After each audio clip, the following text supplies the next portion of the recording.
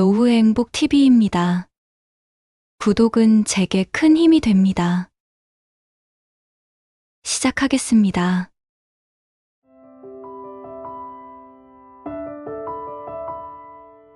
내가 너희를 낳은 기억이 없는데 어찌하여 나를 엄마라 부르는가?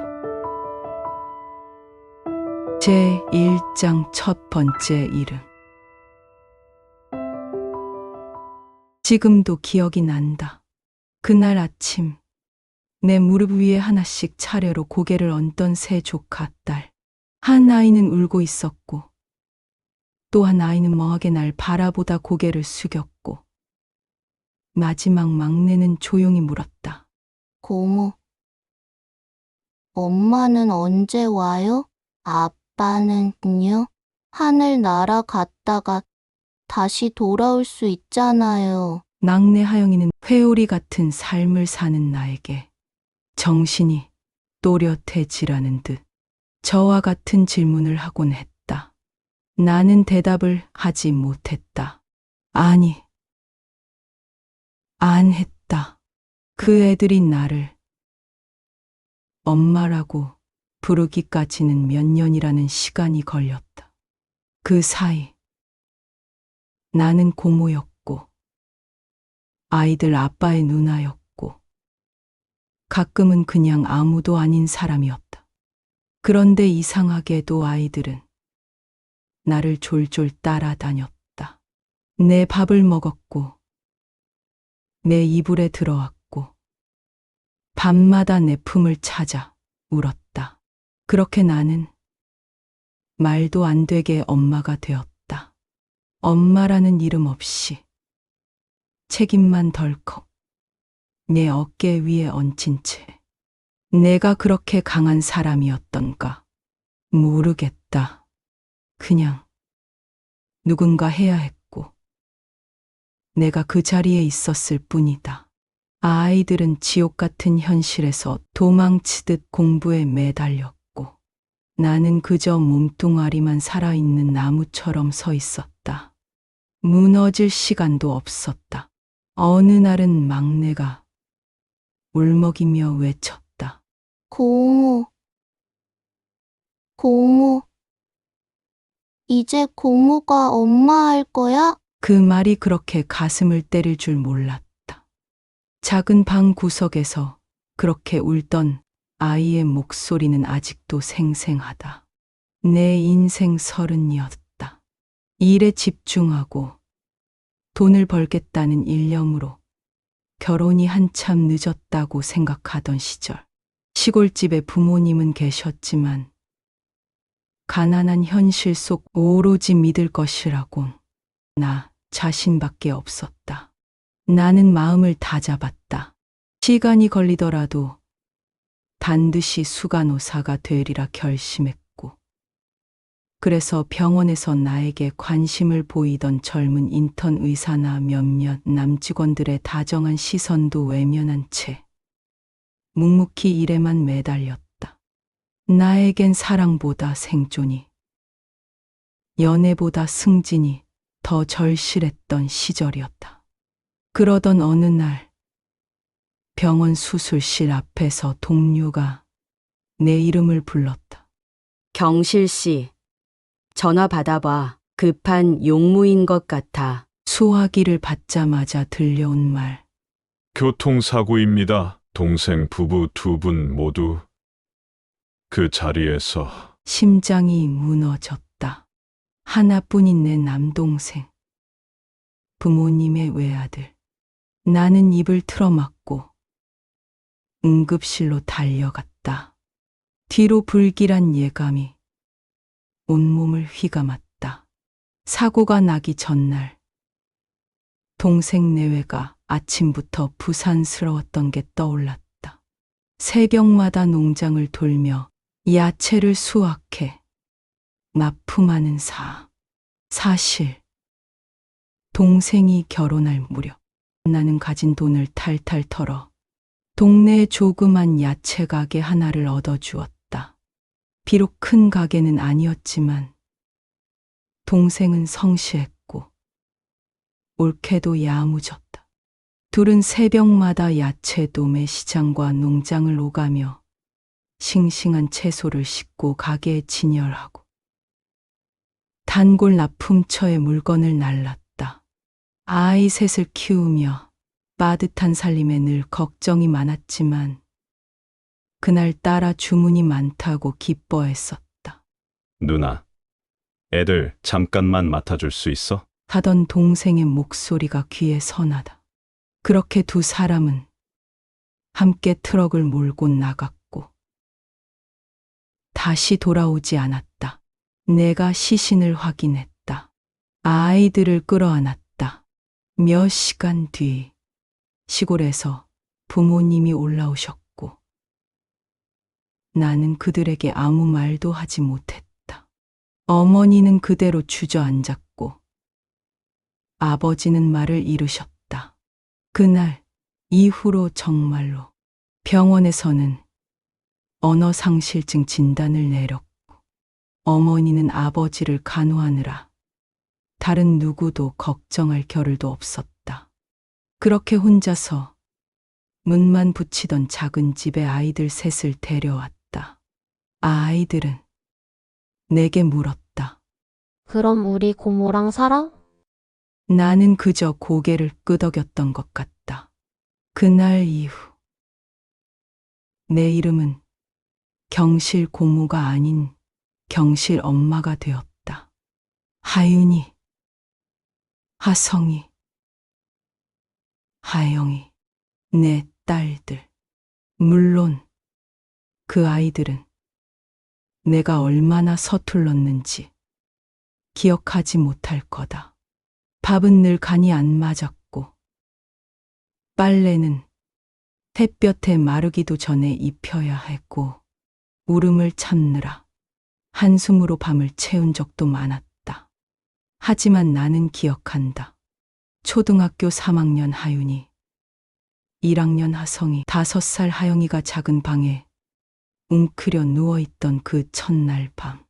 나는 방 구석에 앉아 아이들을 바라보다 아무도 보지 못하게 이불을 덮었으 조용히 울었다. 내가 너희를 어떻게 키우니? 어쩌다 이렇게 되었을까? 그러고는 그 아이들의 이불을 한 번 더 덮어줬다. 더 이상 눈물이 나지 않았다. 대신 가슴 어딘가가 이상하게 먹먹하고 따뜻했다. 그게 내 첫 번째 엄마의 밤이었다. 그 뒤로 매일 새벽 어둠 속에서 눈을 떴다. 하윤이, 하성이, 하영이를 학교와 유치원에 보내려면 시간은 항상 부족했다. 밥을 짓고 반찬을 꺼내고 도시락을 싸고 머리를 묶어주고 신발을 신기고 정신이 없었다. 아이들을 등교시키고 나면 나는 병원으로 향했다. 지친 몸으로, 멍한 정신으로. 그래도 빠질 수는 없었다. 내가 아니면 누가 하랴. 지금도 생각난다. 새벽 이불 속에서 하영이가 내 손을 더듬던 그 따뜻한 감촉. 하영이는 잠꼬대로 중얼거렸다. 줘봐, 옆으로 가, 언니. 줘봐. 내가 큰 집 지어줄 거야. 우리 엄마 큰 집 지어줄 거야. 기다려. 고모. 그런 날도 있었다. 첫째 하윤이가 소풍을 간다며 김밥을 꼭 준비해 달라고 했는데 나는 그만 깜빡하고 말았다. 피곤에 지쳐 밤새 쓰러져 자버렸던 날, 아침에 도시락이 준비되지 않았다는 걸 알게 된 하윤이가 울며 소풍 안 간다고 했을 때 나는 너무 미안해서 아이를 꼭 껴안았다. 주머니에 있던 몇천 원을 손에 쥐어주고 미안하다는 말밖에 할 수 없었다. 하윤이는 눈물 고인 눈으로 학교로 향했고 나는 초조해하며 경원에 전화해 급히 연차를 냈다. 냉장고를 뒤져 정성껏 김밥을 말고 보자기에 싸서 택시를 탔다. 소풍 장소인 공원에서 멀리 아이들 틈에 앉아 있는 하윤이를 발견했다. 하윤아 하고 내가 반가이 부르자 하윤이는 내 얼굴을 보고 웃었다. 나는 달려가 김밥을 손에 쥐어주며 말했었다. 고모가 깜빡했어. 정말 미안해. 많이 속상했지. 하윤이는 아무 말 없이 고개를 끄덕였다. 그 순간 나는 그 아이의 작은 손을 꼭 쥐고 한참 서 있었다.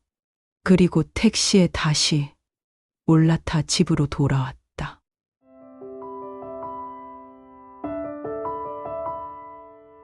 제 2장 그해 겨울 마음이 얼어붙던 날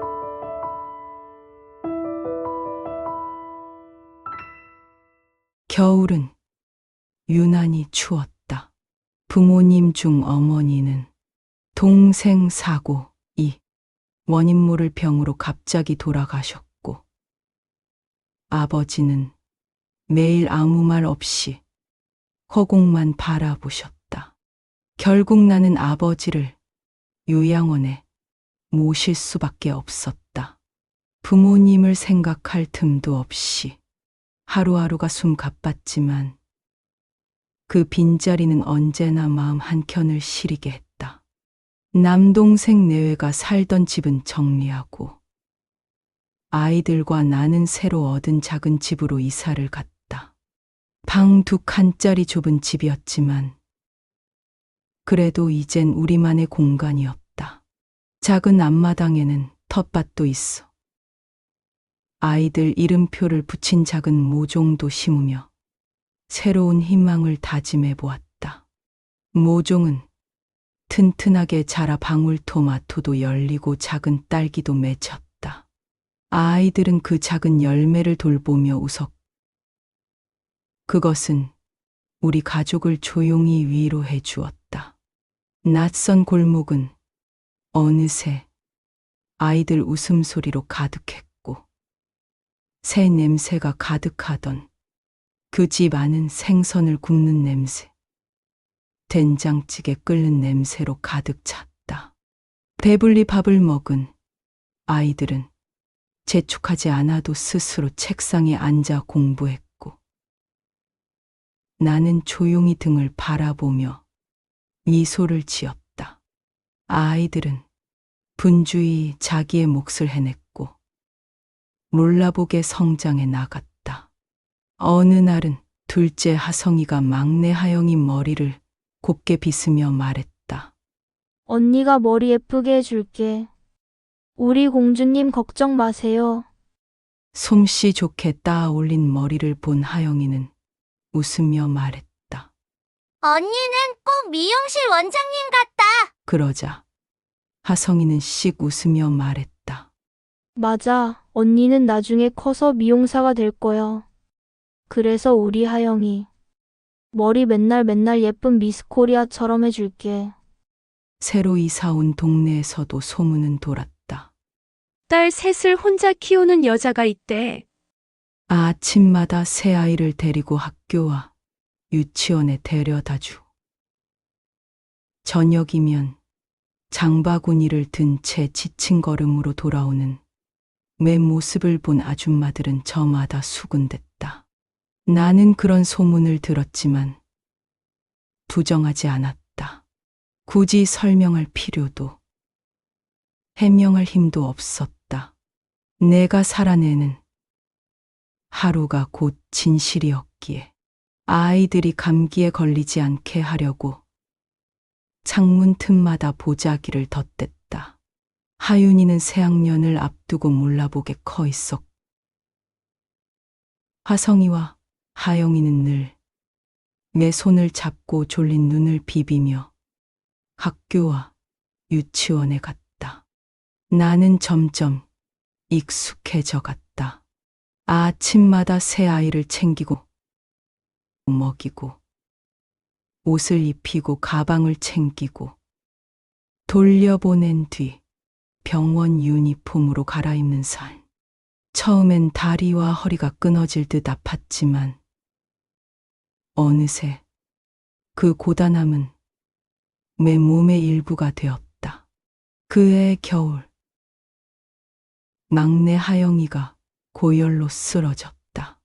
병원 근무 중 응급실로 호출을 받고 달려갔을 때 하성이가 혼자 의자에 앉아 울고 있었다. 유치원에서 열이 낮아 급히 데려온 거였다. 아이 몸은 불덩이였고 나는 그 아이를 품에 안고 끊임없이 등을 두드렸다. 그날 밤 아이들은 나란히 이불 속에 누웠다. 나는 하영이 옆에 앉아 아이의 열이 내릴 때까지 물수건을 바꿔댔다. 그 와중에도 둘째 하성이는 작게 중얼거렸다. 우리 엄마는 꿈에도 안 와. 아빠도 안 와. 나는 입술을 깨물었다. 아무 말도 할 수 없었다. 그저 아이들의 이마를 어루만질 뿐이었다. 내가 너희를 어떻게 키우니? 그 말이 또다시 목구멍까지 차올랐다. 하지만 나는 토해내지 않았다.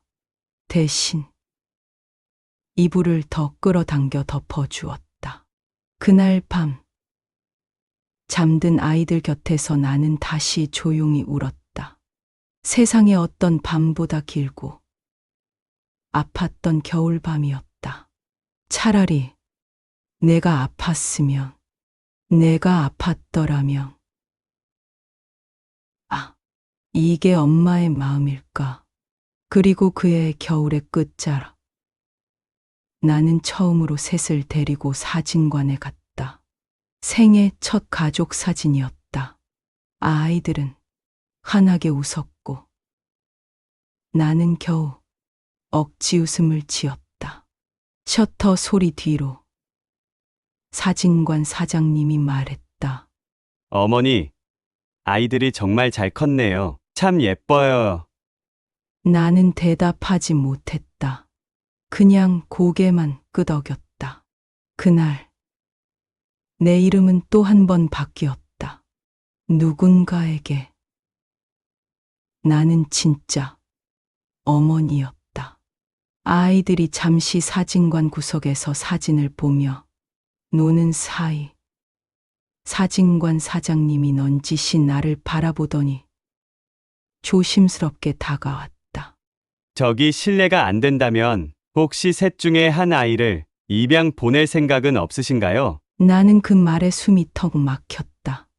순간 눈앞이 캄캄해졌다. 사장님은 당황해하며 설명을 덧붙였다. 이 동네에 오래 사신 부유한 분인데 아이가 없으세요. 아주 애틋하게 키워주실 겁니다. 혹시 어려우시면. 나는 그 자리에서 벌떡 일어났다. 무슨 말씀을 그렇게 하세요? 그런 일 절대 없습니다. 절대! 사진관 문을 박차고 나와 아이들 손을 꼭 붙잡았다. 집으로 돌아오는 길. 하윤이는 내 눈치를 살폈고 하영이는 나를 꼭 안았다. 그날 밤 아이들이 잠든 뒤 나는 방 안에서 조용히 울었다. 다시는 그런 말을 듣고 싶지 않았다. 그 누구도 이 아이들 셋을 나에게서 떼어놓을 수 없다고 나는 다짐했다. 나는 이 아이들을 지킬 거야. 끝까지 한 명도 절대 누구도 못 데려가. 겨울이 지나고 봄이 오자 아이들 얼굴에도 어느새 뱃살 같은 생기가 돌았다. 그 중에서도 하윤이는 사춘기에 문턱에 들어선 듯 조용히 방 안에 머무는 날이 많아졌다. 어느 날 저녁 설거지를 마치고 돌아선 내게 하윤이가 조심스레 다가왔다. 고모 아니, 엄마, 나 의대에 가고 싶어. 나는 깜짝 놀라 하윤이를 바라보았다. 그 아이의 눈빛은 또렷하고 결연했다. 고모가 우리 때문에 결혼도 못하고 항상 고생만 했잖아. 나 고모가 얼마나 힘들었는지 이제야 조금 알겠어. 그래서 나도 꼭 보답하고 싶어. 사람을 살리는 일라도 할 수 있을 것 같아. 그 말을 듣는 순간 나는 목이 메어 아무 말도 할 수 없었다. 그저 아이를 끌어안고 등을 토닥이며 속으로 되뇌었다. 그래. 너희가 자라서 누군가를 살리는 사람이 된다면 내가 견딘 이 시간들도 다 의미가 있겠지.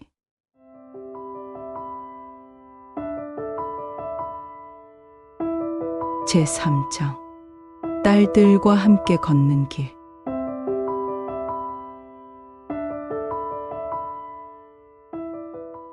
시간은 고요히 흐르며 아이들을 키워냈다. 어느새 하윤이는 고등학생이 되었고 하성이는 중학생, 하영이는 초등학교 고학년으로 접어들었다. 하성이는 그 무렵 심한 사춘기를 겪었다. 말수가 줄고 방에 틀어박혀 나오지 않기 일쑤였으며 갑자기 짧은 옷을 입고 진한 화장을 하고는 몰래 집을 나가는 날도 생겼다.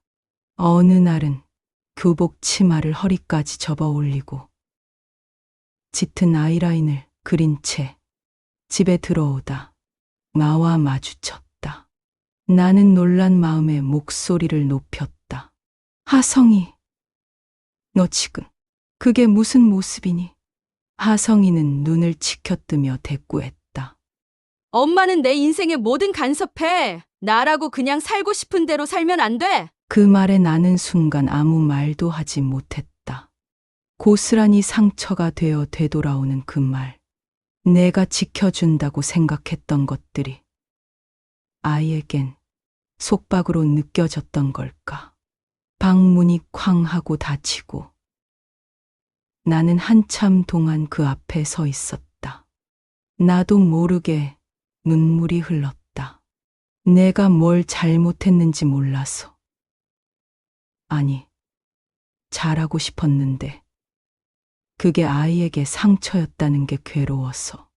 하지만 며칠 후 밤늦게 조용히 방문을 열고 나온 하성이는 주방에서 물을 마시다 나를 발견하고 작게 말했다. 미안해.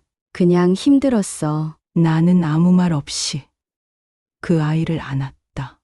아직도 품에 안기면 작고 가벼운 아이.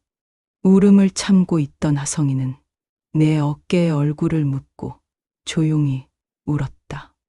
그날 밤 나는 다시금 다짐했다. 이 아이들이 어떤 모습이든 끝까지 품을 거라고. 세 딸은 각자 성격이 달랐지만 서로를 아끼고 도우며 자라났다. 언젠가부터는 내가 무언가를 부탁하기 전에 먼저 나서서 서로를 챙기곤 했다. 토요일 아침 나는 간만에 늦잠을 자고 있었다. 부엌에서 나는 달걀 지지는 소리에 눈을 떴다. 나가보니 하성이가 앞치마를 두르고 프라이팬을 휘젓고 있었다.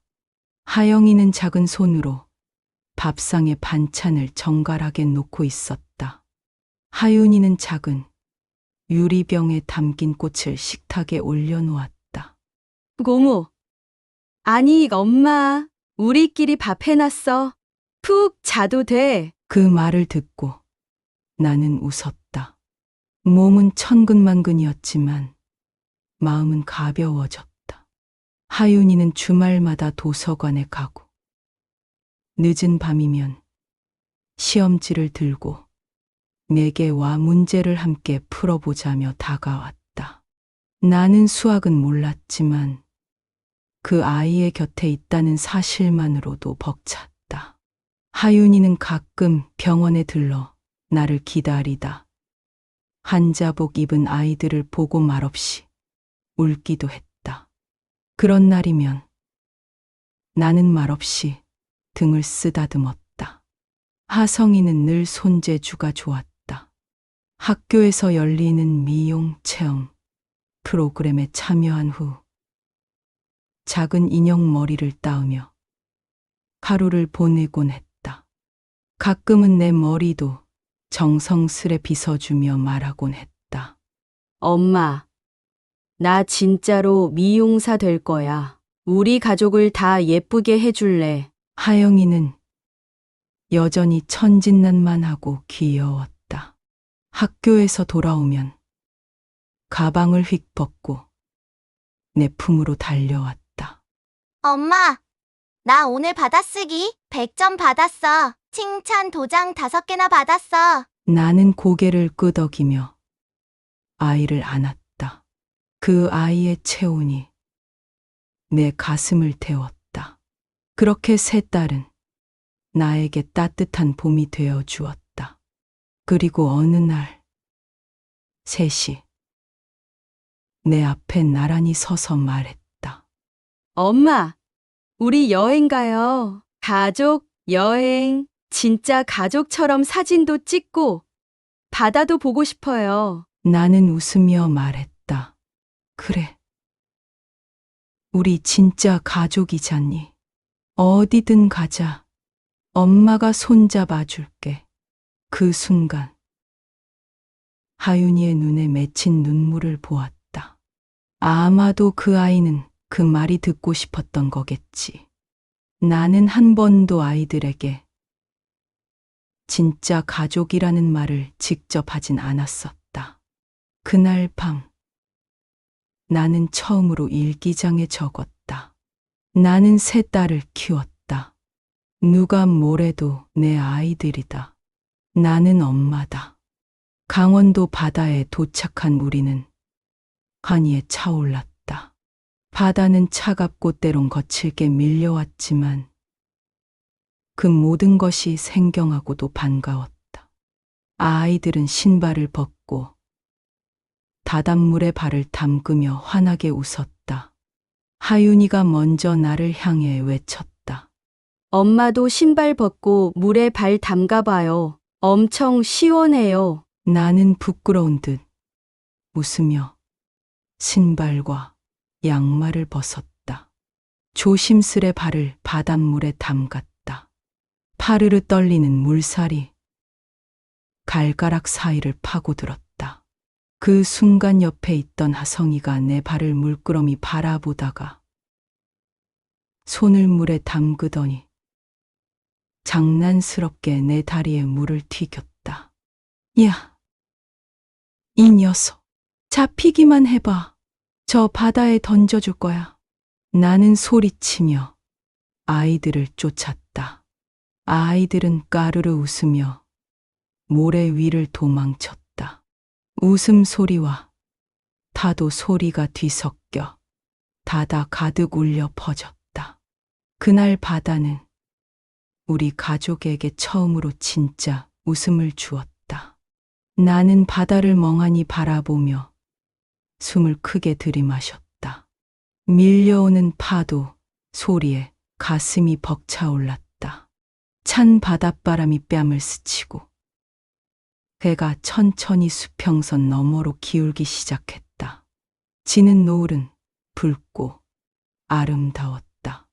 그 빛을 바라보다 문득 생각에 잠겼다. 저 해는 지는 모습이지만 붉게 타올라 하루 자고 나면 맑은 얼굴로 다시 떠오르지. 내 인생도 저 태양과 같지 않은가. 붉게 태워 맑게 다시 태어나는 거야. 어둠으로 끝나지 않을 거야. 나는 그 순간 다시 한번 나 자신을 다잡았다. 내일은 분명 오늘보다 나을 것이다. 아이들의 손을 꼭 나는 그렇게 다시 하루를 살아낼 준비를 하고 있었다. 어버이날이 다가오자 아이들은 저마다의 마음을 표현했다. 하윤이는 집안을 깨끗이 청소하고 고모가 좋아하던 딸기 케이크를 조심스레 준비해 냉장고에 넣어두었다. 퇴근한 나에게 조용히 메밀며 말했다. 엄마, 항상 고마워요. 하성이는 바닷가에서 본 내 거칠고 울퉁불퉁한 발이 자꾸 생각났던 모양이다. 몰래 미용실에서 아르바이트를 하며 돈을 모았고 어느 날 작은 상자를 내밀었다. 안에는 좋은 운동화 한 켤레가 들어있었다. 엄마, 발 아프지 말라고.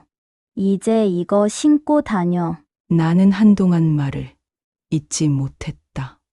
막내 하영이는 색종이로 만든 카네이션 꽃다발과 함께 정성껏 쓴 편지를 내게 건넸다. 엄마, 나는 엄마 딸이어서 정말 행복해요. 우리 오래오래 같이 살아요. 사랑해요. 그날 밤 나는 아이들을 품에 안고 목 놓아 울었다. 말로는 다 못할 만큼 고마운 마음. 아이들이 나를 다시 살게 하는 힘이라는 걸. 그 순간 나는 절절히 깨달았다. 집에 돌아오자 우편물이 와 있었다. 낯익은 주소. 요양원에서 보내온 편지였다. 아버지께서 병원 측의 도움을 받아 서류를 꾸려 보내신 것이었다. 나는 조심스럽게 봉투를 뜯었다. 그 안에는 짧은 편지와 함께 공증된 상속 관련 서류가 들어 있었다. 시골의 작은 집과 아버지 명의의 밭 일부, 그리고 많지는 않지만 모아두신 전 재산, 병원비로 쓰실 금액을 제외한 나머지를 모두 나에게 상속하고자 한다는 문서였다. 편지 끝에는 띠뚤삐뚤한 글씨로 이렇게 적혀 있었다. 경실아, 너는 정말 잘 살았다. 그 애들 내가 끝까지 안고 가줘서 고맙다. 나는 이제야 마음이 놓인다. 그 문장을 읽는 순간 내 눈시울이 뜨거워졌다. 그토록 말수가 적으셨던 아버지의 진심이 그대로 느껴졌다. 그날 밤 나는 작은 제단을 차리고 아버지의 건강을 빌며 절을 올렸다. 그리고 마음속으로 중얼거렸다. 아버지, 걱정 마세요. 아이들, 끝까지 제가 안고 갈게요. 다음 주말, 나는 세 딸과 함께 산소를 찾았다. 하윤이는 작은 국화꽃을 사왔고, 하성이는 직접 그린 그림 편지를 준비했다. 하영이는 작은 목소리로 할아버지, 할머니께 인사를 올렸다. 나는 조용히 그들의 묘 앞에 섰다. 동생아 잘 있니? 애들 많이 컸어. 내가 엄마가 됐어. 아니, 진짜 엄마가 되어가고 있어. 애들이 나를 그렇게 만들어줬어. 처음엔 힘들었지만, 이제는 정말 이 아이들이 나의 전부야. 나는 눈물을 훔쳤다. 아이들과 함께 손을 맞잡 다시 길을 걸었다. 어느새 나는 더 이상 고모가 아니었다. 매일 아이들과 다투, 웃고, 울며 살아가는 평범한 엄마가 되어 있었다.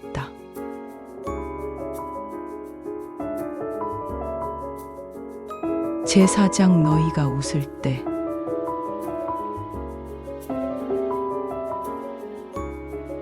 누군가의 웃음이 삶의 이유가 된다는 건 얼마나 큰 축복일까요? 그 아이들이 웃는 날, 나는 살아있음을 느꼈습니다. 그 아이들은 저마다의 방식으로 커가고 있었고, 나는 그 곁에서 하루하루를 버티며 살았어요. 어느 날 학교에서 선생님이 그러더군요. 하윤이는 장학금 대상자입니다. 고모님, 축하드려요. 그 말을 듣고 돌아오는 길. 나는 하윤이 도시락통을 닦다가 울었어요.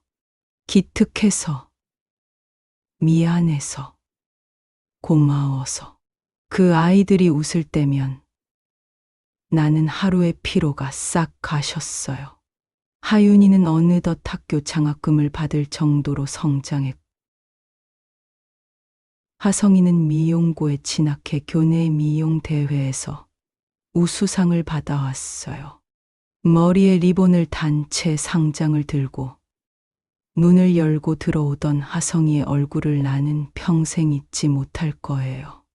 엄마, 나 상 받았어. 그날 밤, 나는 오랜만에 편히 잠들 수 있었어요.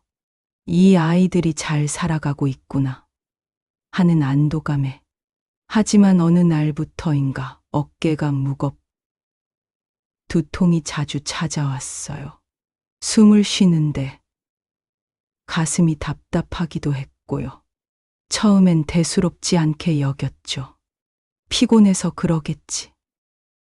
나이 탓이겠지. 하지만 병원에서 수없이 많은 환자들을 지켜봐온 나는 그 증상들이 결코 가볍지 않다는 걸 본능처럼 알 수 있었어요. 결국 나는 병원에 사직서를 냈어요. 아이들 몰래 정리한 책상 앞에서 한참을 앉아 있었죠. 집으로 돌아오는 길, 하늘을 올려다보았어요. 회색빛 구름이 천천히 흘러가고 있었고, 나는 생각했어요. 이젠 나도 조금은 쉬어야 하나 보다. 아이들에게는 차마 말하지 못했어요. 괜찮다고, 그냥 피곤하다고 둘러댔죠. 하지만 내 몸은 이미 알고 있었어요. 다가올 또 다른 변화를 나는 조용히 감지하고 있었어요. 그러던 어느 날, 퇴근길 버스와 지하철을 번갈아 타고 집에 오던 중이었어요. 갑자기 머리가 핑 돌고 가슴이 턱 막히는 듯한 기분이 들었어요. 주변의 소리가 멀어지고 호흡이 얕아졌어요. 괜히 눈물이 날 것 같고 이유 없이 불안했어요. 도착한 역에서 비틀거리며 내려 집까지 겨우 걸어왔지만 그날 밤 잠을 이루지 못했죠. 며칠 후 마트에서 장을 보던 중이었어요. 계산대를 기다리던 순간 갑작스럽게 배를 움켜쥘 만큼의 복통이 밀려왔고 이마엔 식은땀이 흘러내렸어요. 하성이나 하윤이가 같이 있었더라면 두 축이라도 받았을 텐데 그날따라 혼자였어요. 집에 돌아와 거울을 보니 내 얼굴이 너무 낯설었어요. 텅 빈 눈과 축 처진 어깨, 깊은 주름이 나를 내려다보고 있었죠. 결국 병원을 찾았고 담당 의사는 조심스럽게 말했어요. 경실 씨, 이건 신체적인 이상이라기보다 깊은 우울감에서 비롯된 공황 증세로 보입니다. 지금이라도 치료를 시작해야 해요. 그 말을 듣고 나는 잠시 아무 말도 하지 못했어요. 아이들 앞에서는 언제나 강한 척했는데 속은 이미 많이 무너져 있었나 봐요. 나는 조용히 고개를 끄덕였어요. 이제는 나도 내 마음을 돌봐야 할 때였어요. 그런 일들이 자꾸 반복되자 나는 점점 밖을 나서는 게 두려워졌어요. 버스나 지하철, 사람 많은 마트 같은 곳이 무섭게 느껴져. 작은 외출에도 망설이게 되었죠. 마음은 괜찮다고 말하지만 몸이 먼저 움츠러들었어요. 아이들은 말하지 않았지만 느끼고 있었어요. 내가 예전 같지 않다는 걸. 말 한마디 없이 부엌일을 대신하고 방 청소를 하던 하윤이의 뒷모습에서 괜히 내 무릎에 기대어 자꾸만 안기려던 하영이의 행동에서 느껴졌죠. 무너지지 않겠다고, 끝까지 지켜내겠다고 마음을 다잡던 나였지만 내 안의 균열은 이미 조용히 깊어지고 있었어요. 그리고 문득문득 나는 자꾸만 과거로 빨려 들어가듯 회상에 잠기곤 했어요.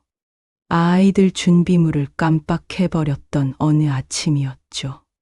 부랴부랴 아침을 차리고 아이들을 먼저 학교에 보내고 난 뒤 나는 급하게 준비물을 챙겨 들고 학교 쪽으로 걸어가고 있었어요.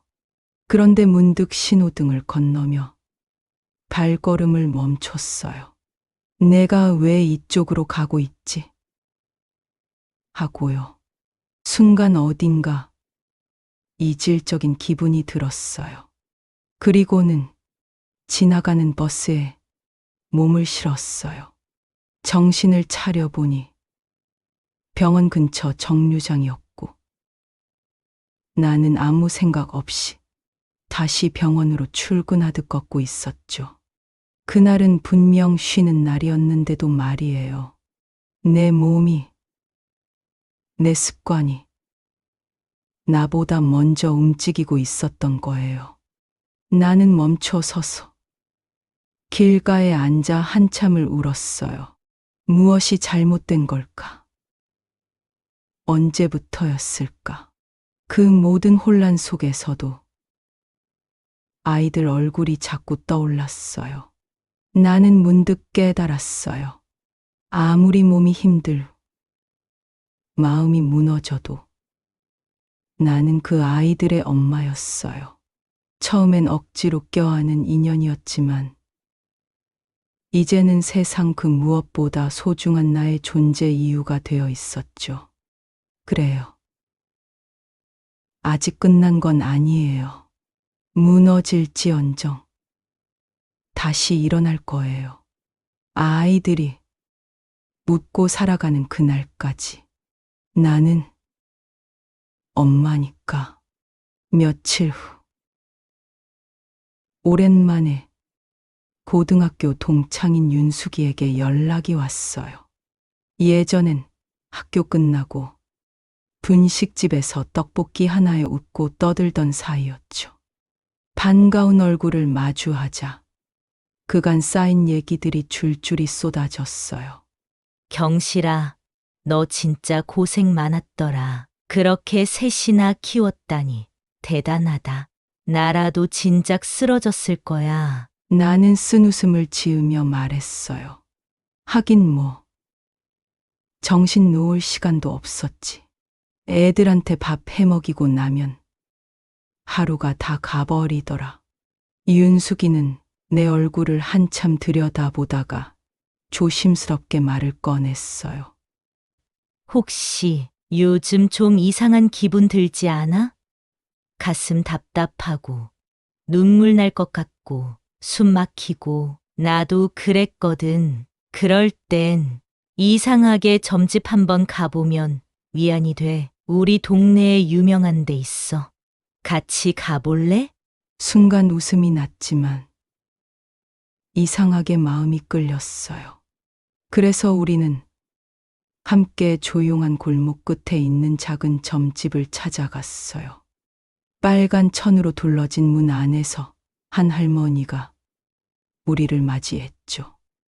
아이고, 힘든 마음이 몸으로 왔구먼. 근데 아직 끝이 아니야. 그 아이들이 다 너의 복덩이야. 절대 놓지 마라. 딱 붙잡고 있어. 너는 엄마니까. 할머니의 말은 무속적인 예언이라기보다 어쩌면 내가 오래도록 듣고 싶었던 위로였는지도 몰라요. 그날 밤 나는 윤숙이와 작은 막걸리 집에 들러 오래도록 웃고 울며 이야기를 나눴어요. 그리고 조금은 가벼워진 마음으로 집으로 돌아왔죠. 그날 이후로 이상하게 마음이 한결 편안해졌어요. 특별히 무언가 달라진 건 없었지만 숨이 덜 막히고 두통도 조금씩 사라졌어요. 몸의 통증이 줄어든 것도 같았고요. 무언가가 내 안에서 조금씩 회복되고 있다는 느낌이 들었어요. 물론 완전히 괜찮아진 건 아니었어요. 여전히 불안한 순간이 오기도 했지만 예전처럼 그 불안이 나를 휘감아 삼켜버리지는 않았어요. 그저 흘려보낼 수 있었죠. 그것만으로도 큰 변화였어요. 마음이 조금씩 나아지자 나는 오랫동안 마음속에 품고 있던 생각을 다시 꺼내 들었어요. 병원을 그만두고 받은 퇴직금으로 조그만 가게 하나 열어보면 어떨까?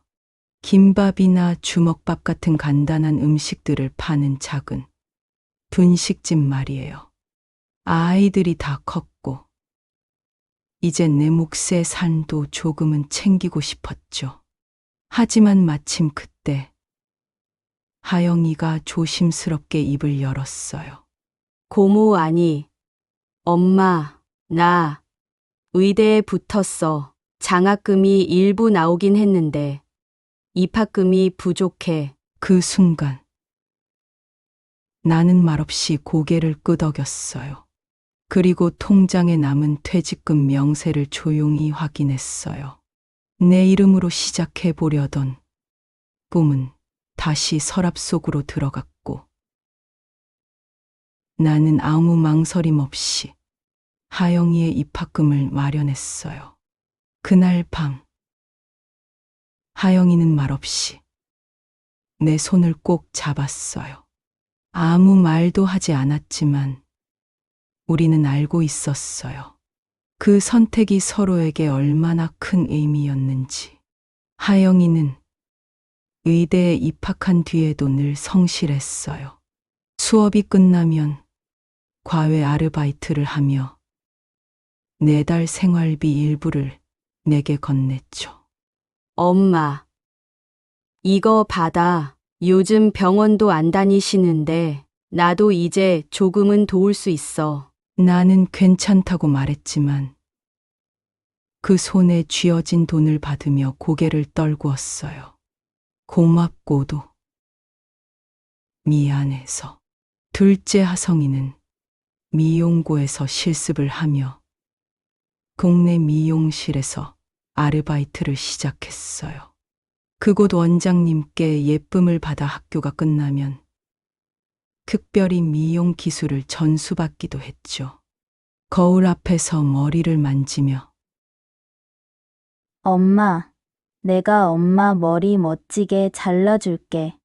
미용실 안 가도 돼. 라고 말하던 그 웃음이 나에겐 큰 위로였어요. 막내 하영이는 하루 일과를 마친 후면 어김없이 스케치북을 꺼내 멋진 집을 그려요. 그러고 내게 와서 말하죠. 엄마, 내가 이런 집 만들어 줄게. 나중에 엄마 방 제일 큰 걸로 줄게. 우리 강아지랑 고양이도 키우자. 나는 웃으면서도 눈물이 핑 도는 걸 감출 수 없었어요. 아이들이 내게 해주는 말, 그 말들이 내 생의 마지막 남은 불빛 같았거든요. 아이들이 학교에 가고 없는 한적한 오전, 나는 조용히 동네를 산책하곤 했어요. 익숙한 골목, 오래된 간판들, 그 속을 천천히 걷는 일은 내게 위로였죠. 그날도 여느 때처럼 집 앞 슈퍼 근처를 지나는데 사진관 사장님이 슈퍼 사장님과 가게 앞 평상에 앉아 담소를 나누고 있었어요. 경실 씨, 좋은 아침이에요. 두 사람의 인사에 나는 가볍게 목례만 하고 지나쳤어요. 그런데 잠시 후 발자국 소리가 뒤따라 들렸어요. 조심스레 다가온 사진관 사장님이 내 옆에 섰어요. 하윤 어머니, 그때 제가 좀 실례가 많았죠. 그게 이번에 하윤이가 의대에 들어갔다고 들었어요. 정말 대단하네요. 나는 놀란 듯 그를 바라보았지만 사장님은 조심스럽고도 단단한 어조로 말을 이었어요. 저번에 말씀드렸던 회장님 말이에요. 그분이 하윤이 이야기를 듣고는 너무 기특하다면서 장학금을 주고 싶다고 하셨어요. 그냥 주는 건 아니고 나중에 의사가 되면 다른 사람들에게 갚으라고 하시더라고요. 회장님은 아이도 없고 평생 봉사와 기부를 하신 분이에요. 돈은 많으시지만 마음이 더 따뜻한 분입니다. 사양하실 걸 알지만 한 번만 생각해 보세요. 나는 한동안 아무 말도 할 수 없었어요. 마음이 복잡하게 일렁였어요. 무언가가 나를 향해 천천히 다가오고 있었죠. 그것이 고마움이든 망설임이든 아직은 알 수 없었지만 며칠 뒤 나는 혼자 동생 내외의 납골 땅을 찾았어요. 오랜만에 아이들 없이 조용히 다녀온 자리였죠. 그 앞에 서니 마음속에 맺힌 말들이 줄줄이 흘러나왔어요. 경호야, 개경아, 너희 딸들 잘 자라고 있어. 나에게는 둘도 없는 보석 같은 아이들이란다. 너희들이 이 아이들과 함께 했더라면 좋았을 텐데. 너희가 하늘에서도 아이들 잘 돌봐주고 있구나. 하윤이 장학금 너희가 보낸 거지. 고마워. 내가 그 돈 받을게. 아이들 커서 날개 달고 헐헐 세상 밖으로 날려보낼 때까지 내가 최선을 다할게. 나는 잠시 목이 메어 말을 잇지 못했어요. 가슴 속에 담아둔 말들을 다시 꺼냈어요. 내가 간호사가 되기 전까지 누구의 지원도 없이 이 악물고 버텼던 세월이 생각나더라. 내가 그 서러움 아이들에게 느끼지 않게 해줄게. 언제까지가 될지 모르겠지만 예쁘게 볼 어루만지고 손잡아주는 엄마가 될게. 응원해줘. 고마워. 잘 지내.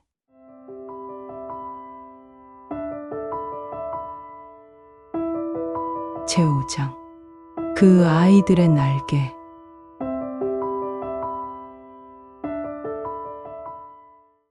하영이는 의대를 졸업하고 종합병원 인턴으로 첫 출근을 하게 되었어요. 하얀 가운을 입고 거울 앞에 선 그 아이의 얼굴은 얘가 처음 간호사가 되었던 날보다도 더 단단하고 반짝였죠. 엄마, 나 이제 진짜 의사야. 앞으로도 많이 부족하겠지만 환자들에게 좋은 의사가 될게. 엄마처럼. 그 말을 들은 순간 나도 모르게 아이를 꼭 안아줬어요. 내 모든 수고가 그 품 안에서 따뜻하게 녹아내리는 것 같았죠. 하성이는 드디어 미용 디자이너로 정식 취업을 했어요. 동네 미용실에서 일하던 시절부터 차근차근 배워왔던 솜씨 덕분에 원장님의 추천으로 유명 프랜차이즈 미용실에 입사할 수 있었죠.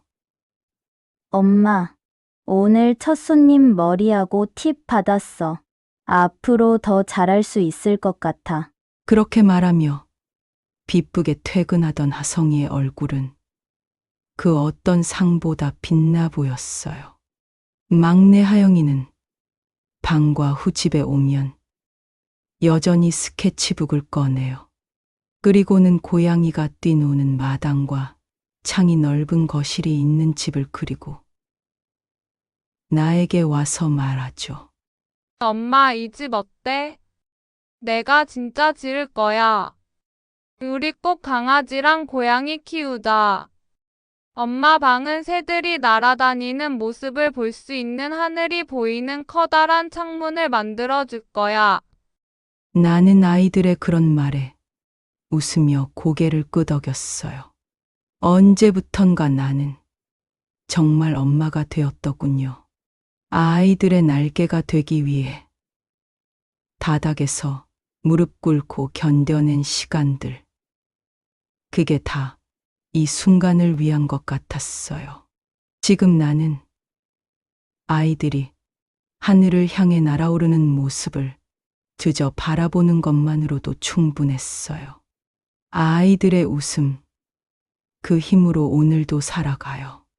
하지만 나는 알 수 없는 불안 속에 가끔씩 휩싸이곤 했어요. 평온한 일상 속에도 가슴 한 구석이 가꾸 쿡쿡 찔리는 것 같았고, 밤이 깊을수록 잠은 점점 더 얕아졌죠. 괜찮다고, 다 지나간 일이라고 스스로를 다독여도 어느 날은 일어나자마자 다시 가라앉은 기분이었어요. 몸이 아프다는 건 단순히 통증의 문제가 아니었어요. 마음이 먼저 무너지고 그 무너진 틈으로 피로와 통증이 스며드는 것 같았죠. 아이들은 그런 내 마음을 모를 리 없었지만 날 없이 내 곁을 더 자주 맴돌아 주었어요. 편해진 하루하루였지만 내 마음은 여전히 어딘가 불편했어요. 그리고 시간이 흘러 아이들이 하나둘씩 독립하게 되자 국적이던 집엔 나 혼자 있는 날이 많아졌어요. 하윤이는 병원 근무로 바쁘고 화성이는 늦게까지 손님 머리를 하느라, 하영이 역시 실습과 공부로 저녁이 늦기 일쑤였죠. 주말이면 아이들이 함께 찾아와 외식도 하고 쇼핑도 하며 웃고 떠들지만 다시 각자의 자리로 돌아가고 나면 그 빈 자리가 유난히 크게 느껴졌어요. 불 꺼진 거실. 가만히 앉아있는 내 옆으로 조용히 스며드는 외로움. 그건 조용하지만 단단히 마음을 파고드는 상실감이었어요. 그 아이들이 없던 시절로 돌아간 것도 아닌데 왜 이토록 허전할까? 그 아이들이 내 삶의 전부였음을 나는 그제서야 다시금 실감했어요. 행복과 안도, 그 아래에 눌러둔 불안이 여전히 살아 숨쉬고 있었던 거예요. 그래서 나는 생각했어요. 이제는 나 자신을 위한 시간을 살아야 하지 않을까 하고요. 몸이 허약해졌고 마음의 근심도 쉽게 사라지지 않았지만 그래도 나는 아직 간호사였고 사람을 돌볼 줄 아는 사람이었으니까요. 나는 간호사 시절의 경력을 되살려 요양원에 지원했고 다행히 자리가 있어 요양 간호사로 일하게 되었어요. 아픈 몸과 마음을 지닌 어르신들과 함께 하루를 보내며 나는 내 삶에 또 다른 의미를 찾기 시작했죠. 그곳에서 나는 다시금 누군가에게 필요한 사람이 되었어요. 약을 챙기고 손을 잡아드리고 잠든 어르신들의 이불을 다시 덮어드리며 나는 마치 오래전 아이들을 돌보던 시간으로 돌아간 듯했어요. 이번에는 아이들이 아닌 세월을 건너온 누군가의 어머니, 아버지였지만요. 나는 그들을 돌보며 동시에 나 자신을 어루만졌어요. 마음을 다해 누군가를 살핀다는 건 결국 나도 함께 살아나게 되는 일이란 걸 그제서야 깨달았죠. 유양원 생활이 어느 정도 익숙해질 무렵 나는 한 어르신의 밤중 소동 소식을 전해 들었습니다. 치매 증상이 심한 어르신이 자살 소동을 벌였다는 것이었습니다. 시트로 목을 매려다 간신히 간병인의 손에 구조되었다는 얘기를 들은 나는 이상하게 그 어르신에게 마음이 쓰였습니다. 그날 이후 나는 그분을 유난히 더 살피게 되었습니다. 처음엔 그분도 나를 극도로 경계했습니다. 물도 안 마시겠다고, 약도 안 먹겠다고, 온갖 욕설과 손찌검을 퍼부었습니다. 하지만 나는 그런 반응에 놀라지 않았습니다. 젊은 시절 응급실에서 별별 환자를 다 봐왔던 내겐 이 어르신의 분노도 그저 또 하나의 외침일 뿐이었습니다. 며칠 후 그 어르신은 내 얼굴을 한참 들여다보더니 갑자기 의자를 가리키며 말했습니다. 여기 좀 앉아봐요. 누군가 옆에 앉아주면 덜 불안하거든. 나는 조용히 그의 옆에 앉았습니다. 그러자 그가 내 손을 잡았습니다. 물을 좀 아기처럼 한 모금씩만 떠서 줘봐요. 손이 떨려서 안 되겠어요. 나는 작은 컵을 들어 조심스럽게 한 모금씩 입에 가져다 댔습니다.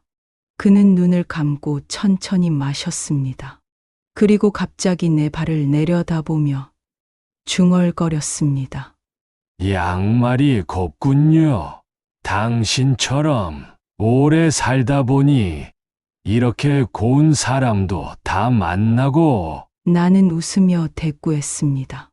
이 양말 마트에서 세일하던 거예요. 어르신 눈이 고우신 거겠죠. 그분은 웃지도 않았지만 눈가에 잔잔한 주름이 일었습니다. 그날 이후로 그 어르신은 나를 알아보았고 화를 내다가도 내 손을 잡고는 조용해졌습니다. 유양원 생활은 반복되는 듯 보이지만 하루하루가 다르게 깊어지는 시간이었어요. 나는 여전히 그 치매 어르신 곁을 자주 돌봤어요. 처음엔 나를 욕하고 손찌검하던 그분이었지만 지금은 나를 찾기도 했고 가끔은 아이처럼 내 손을 꼭 잡기도 했죠. 그러던 어느 날 그분이 나를 조용히 손짓해 불렀어요. 그는 어느새 내 눈을 또렷이 바라보고 있었죠. 그분 곁에 나는 가만히 웃었습니다. 그 순간만큼은 그분의 눈빛이 맑고 따뜻했으니까요. 하지만 그날 이후 그는 다시 나를 알아보지 못했어요. 내가 인사를 하면 낯선 얼굴을 대하듯 묻곤 했어요. 오늘 새로 오신 분인가요? 그 말이 아프게 다가오기도 했지만 그의 다음 말은 나를 멈춰서게 했죠. 내가 아는 사람 중에 당신이 제일 아름답군요. 나는 대답 대신 그의 손을 잡았어요. 그분은 아무 말 없이 내 손을 오래도록 바라보았고 그렇게 우리는 아무 말 없이 시간을 공유했어요. 기억은 사라져도 마음은 남는다는 걸 나는 그분을 통해 알게 되었죠. 그렇게 하루하루 조용한 평화 속에 시간이 흘러갔습니다. 그런데 어느 순간부터 일상에 작고 작은 금이 가기 시작했어요. 처음엔 그저 깜빡한 일이라고 여겼지만 그런 일들이 반복되자 나도 모르게 불안해졌습니다. 아이들이 집에 올 날을 손꼽아 기다리며 고구마를 사다 군고구마를 만들려던 어느 날이었어요. 물을 조금 붓고 가스렌지에 올린 냄비를 켜둔 채 나는 다른 방 청소에 열중하다가 냄비를 통째로 태워버렸죠. 까맣게 탄 고구마와 눌어붙은 냄비를 보며 망연자실해진 채 한참을 서 있었어요. 또 하루는 요양원에서 신던 슬리퍼를 그대로 신고 퇴근을 해버렸어요. 집 앞에서야 발끝에 느껴지는 낡은 슬리퍼의 감촉에 깜짝 놀라 멍하니 내려다본 발을 한참 바라봤죠. 어쩌다 이 지경이 되었을까? 순간 목 안이 뜨거워졌어요. 은행에 간 날도 있었어요. 하윤이에게 필요한 서류를 처리하러 간 것이었는데 창구 앞에서 내 비밀번호가 도무지 생각나질 않았어요. 땀이 이마를 타고 흘렀고 머릿속은 하얘졌어요. 직원에게 조심스레 도움을 청한 후 서류 하나에 서명을 하고 나서야 겨우 안도의 숨을 쉬었죠. 문 밖을 나서며 손이 덜덜 떨리는 걸 느꼈어요. 이젠 정말 나도 예전 같지 않구나 생각했어요. 스스로를 달래려 해도 자꾸만 무너지는 기억의 틈과 놓치는 순간들이 불안하게 다가왔어요. 그런 날이면 밤이 유난히 길었고 침대맡에 놓인 아이들 어릴 적 사진을 바라보며 조용히 눈을 감았어요. 아직도 나는 그 아이들의 엄마이고 그 아이들의 이름을 부르며 살아야 하기에 오늘도 다시 하루를 시작할 용기를 내야만 했죠. 아이들이 하나둘 독립한 이후로 주말이 기다려졌어요. 한 주에 한 번은 꼭 집에 모여 웃고 떠드는 시간이 있었거든요. 그런데 그 주말 하윤이와 하성이는 갑작스레 각자의 스케줄로 집에 오지 못했어요. 덩그러니 남은 건 나와 하영이뿐이었죠. 엄마, 우리 데이트할래요? 하영이가 그렇게 웃으며 말했어요. 대답도 하기 전에 나는 이미 외투를 집어들고 있었죠. 그날 우리는 조용한 골목 안에 자리 잡은 카페로 향했어요. 유리창 너머로 햇살이 따뜻하게 내려앉았고 실내는 푸릇한 식물들로 가득했어요. 따뜻한 온기와 향기. 그 안에 오래도록 머물고 싶었죠. 하영이는 가방에서 조심스럽게 스케치북을 꺼냈어요. 엄마, 나 이번에 건축 디자인 공모전에 나가요. 이건 내가 그린 집들인데 하나 골라봐요. 엄마가 살고 싶은 집. 스케치북에는 다양한 모양의 집들이 있었어요. 넓은 마당에 화단이 있는 집, 창문이 벽을 가득 채운 집, 나무가 자라는 실내 정원이 있는 집. 상상만으로도 마음이 들떴어요. 나는 천천히 페이지를 넘기다 하영이의 손끝을 가리켰죠. 이거 여기. 이 집.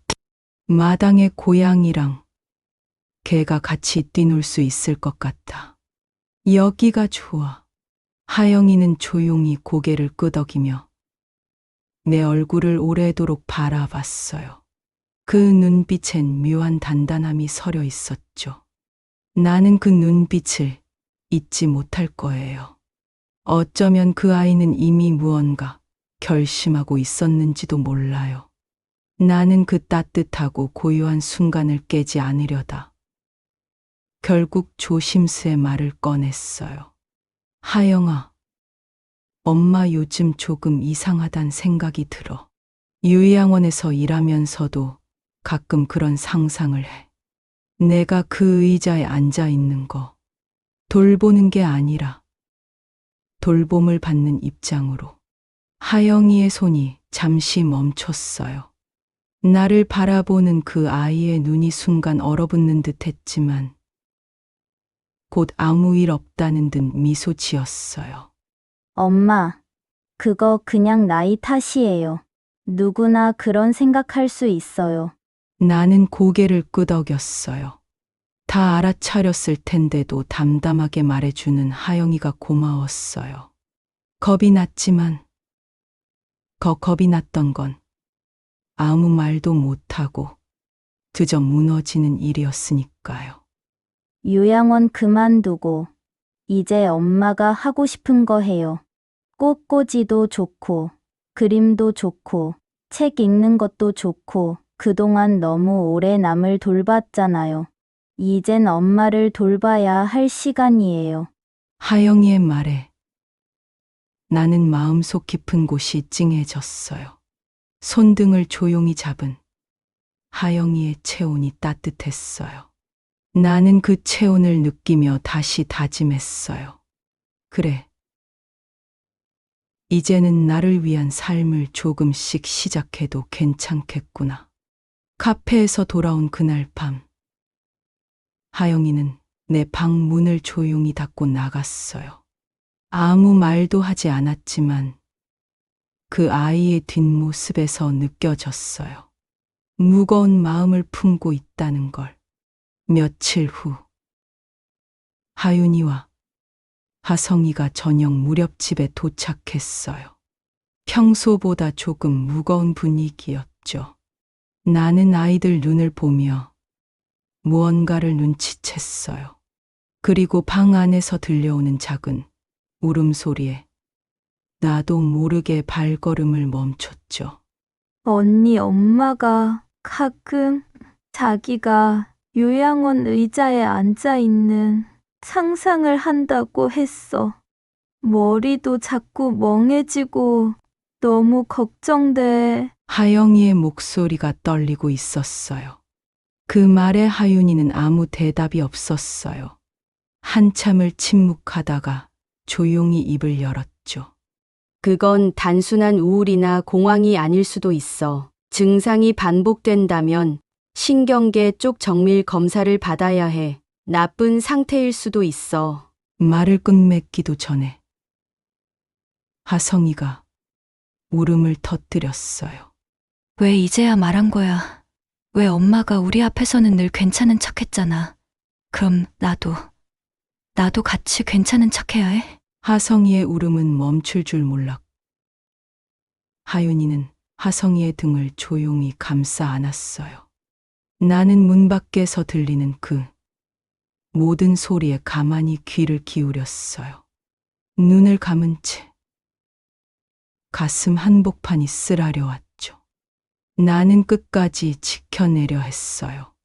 버티고 견디고 이 아이들에게만큼은 약한 모습 보이지 않으려 했어요. 그런데 이제는 그 마음마저 그들이 알아채버렸네요. 나는 문 밖에서 아이들의 울음을 들었어요. 하영이의 떨리는 목소리, 하윤이의 침묵, 그리고 하성이의 울먹임. 그 모든 감정들이 문 하나를 사이에 그곳 나에게까지 밀려들어왔죠. 눈을 감고 조용히 벽에 기대 앉았어요. 그저 아무 말 없이 가슴을 쓸어내리며 그렇게 한참을 앉아 있었어요. 그날 밤 아이들은 내게 아무 말도 하지 않았어요. 평소처럼 밥을 차려주고 설거지를 도와주고 다정한 말도 잊지 않았죠. 하지만 나는 알고 있었어요. 이 아이들이 나를 향해 몰래 어떤 마음을 품고 있다는 걸. 며칠 후 거실 테이블 위에 놓인 하영이의 스케치북이 눈에 띄었어요. 책장 사이에서 삐죽 튀어나온 종이 한 장이 내 손을 멈추게 했죠. 조심스레 펼쳐보니 그 속에는 크고 따뜻한 창이 있는 집이 그려져 있었어요. 한쪽엔 고양이와 강아지가 나란히 누워 있고, 다른 쪽엔 햇살이 가득 들어오는 정원에 앉은 나의 모습이 있었어요. 그리고 그 아래 작은 글씨로 적힌 말, 엄마의 집, 엄마를 위한 집. 나는 그 그림 앞에 한참을 서 있었어요. 그림 위의 색과 선들이 마치 아이들의 마음처럼 고스란히 전해졌죠. 입술을 꼭 깨물고 소리 없이 눈물을 삼켰어요. 그 아이들은 지금 나를 위해 무엇인가를 결심하고 있었던 거예요. 그리고 어느 날 밤, 잠이 오지 않아 물 한 잔을 마시려 거실로 나가던 중 나는 소파에 모여 앉은 아이들의 모습을 보게 되었어요. 불은 꺼져 있었지만 스탠드 조명 아래 셋은 마주 앉아 속삭이고 있었죠. 하영아, 진짜 괜찮겠어? 공모전 포기하는 거. 하윤이의 말에 하영이는 고개를 끄덕였어요. 응, 괜찮아. 이건 그냥 설계도가 아니야. 이건 우리 엄마 집이야. 내가 가진 것 중 제일 좋은 걸로 만들어야 해. 하성이는 손가락을 맞물리며 낮은 목소리로 말했어요. 그럼 엄마한테는 말하지 말자. 지금 알면 오히려 더 상처받으실지도 몰라. 그냥 다 지은 다음에 보여드리자. 하윤이는 말없이 깊은 숨을 내쉬었어요. 그리고 천천히 말했죠. 건축 허가랑 땅 문제는 내가 정리해 볼게. 대출은 내 이름으로 신청하면 돼. 너희는 공사 일정이랑 자재 쪽 맡아줘. 나는 그 모든 걸 거실 끝에 조용히 서서 들었어요. 그들의 대화를 훔쳐본다는 죄책감보다 내 아이들이 몰래 이런 결정을 내리고 있다는 사실에 코끝이 시큰해졌죠. 다음 날 나는 아무렇지 않은 척 주방에서 아침을 준비했어요. 하영이가 들어와 물컵을 꺼내면서 슬며시 물었죠. 엄마, 혹시 요즘엔 어떤 집이 살기 좋을까 생각해 본 적 있어요? 나는 웃으며 대답했어요. 난 욕심 없지. 햇빛 잘 들어오고 부엌 옆에 조용한 방 하나만 있으면 돼. 하영이는 그 말에 조용히 고개를 끄덕였어요. 그리고는 내 손을 가볍게 잡았죠. 엄마는 어떤 집에서든 따뜻한 사람이니까 집보다 중요한 건 엄마 마음이잖아요. 그 말이 왜 그렇게 눈물 나게 따뜻하게 느껴졌을까요? 그날 하영이의 손끝에 전해지던 미세한 떨림을 나는 지금도 잊지 못해요. 며칠 후엔 화성이 내게 장을 보러 가자고 했어요. 마트에 가면 늘 앞장서던 아이가 그날은 내 손을 꼭 붙들고 마치 아이처럼 조심스레 이끌었죠. 엄마, 요즘 기운 좀 나요? 응. 하성이는 왜? 무슨 일 있어? 그 순간 하성이는 아무 말 없이 내 손을 꼭 쥐었어요. 그리고는 말했죠. 엄마는 그냥 계속 엄마처럼만 있어줘요. 장바구니에 고구마를 담으려던 내 손이 멈췄고 나는 마트에 북적이는 사람들 사이에서 하성이의 말이 너무 무겁고도 따뜻해서 숨을 고르느라 한참을 서 있었어요. 또 어떤 날엔 하윤이가 나를 병원에 데려가겠다고 했어요. 엄마, 그냥 건강검진이야. 정기검사라고 생각해. 그렇게 말했지만 나는 알고 있었어요. 그 아이가 나를 걱정하며 얼마나 많은 기사를 찾아보고 전문의에게 전화를 돌렸는지 검진을 마치고 돌아오는 길 하윤이는 운전대를 잡은 채 조용히 말했어요. 엄마, 혹시라도 결과가 안 좋으면 나한테 먼저 말해줘요. 엄마가 말 못할까봐 내가 먼저 말하는 거예요. 나는 창밖을 보며 대답했어요. 무서워도 말할게. 근데 괜찮아. 내가 있는 게 늘어날수록 너의 기억은 내 안에 더 선명해져. 그날 차창에 비친 내 얼굴이 어쩐지 너무 작아 보여. 괜스레 목도리를 목에 다시 감았어요.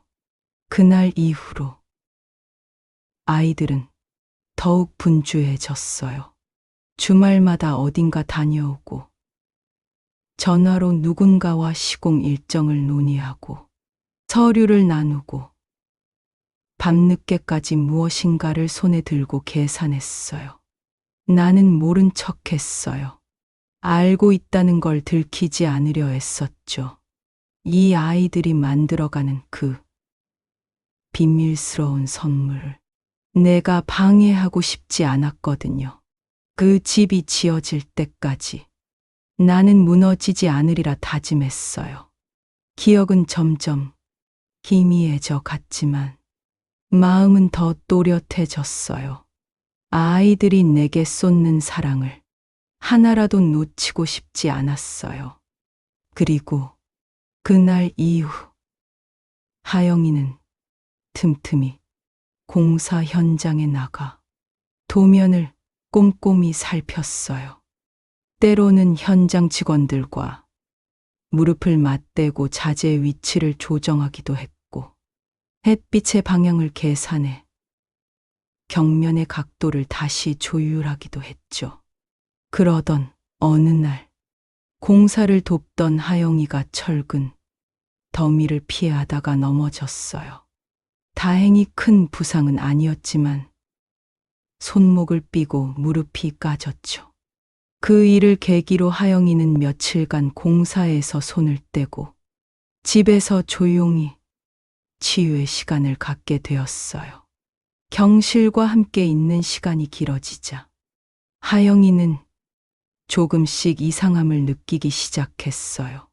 가끔 경실이 혼잣말을 하거나 동일한 말을 반복하거나 식탁 위 물건을 찾지 못해 허둥거리는 모습을 보며 하영이의 마음은 조금씩 불안해졌죠. 그러던 어느 날 두 사람은 거실에서 나란히 앉아 저녁 햇살을 마주 보고 있었어요. 경실이 하영이의 붕대 감긴 손을 바라보다가 갑자기 눈을 반짝이며 이렇게 말했어요. 우리 막내 하영이, 너가 내 뱃속에 있었을 때 얼마나 태동을 심하게 하던지. 나는 내가 태어나면 운동선수 할 줄 알았어. 그런데 이렇게 얌전하고 예쁜 아가씨가 될 줄 상상도 못했지. 그 말에 하영이는 웃지도 못하고 말도 잇지 못한 채 고개를 떨궜어요. 그 순간 그 아이는 어쩌면 처음으로 우리 엄마가 나를 잊을지도 모른다는 예감을 감정이 아닌 현실로 받아들이기 시작했는지도 몰라요.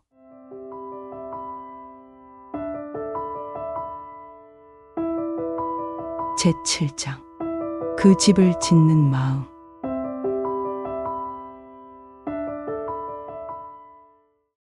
요즘은 자꾸 깜빡깜빡하게 됩니다.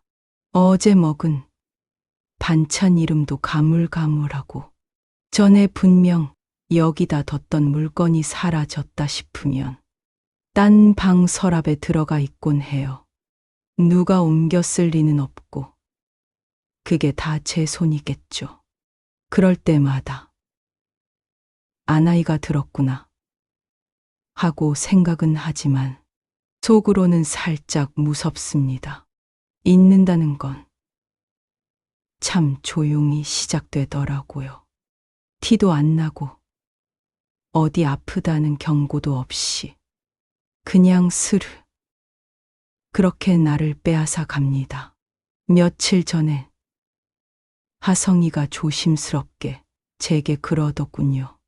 자기 사랑하는 사람이 생겼다고요.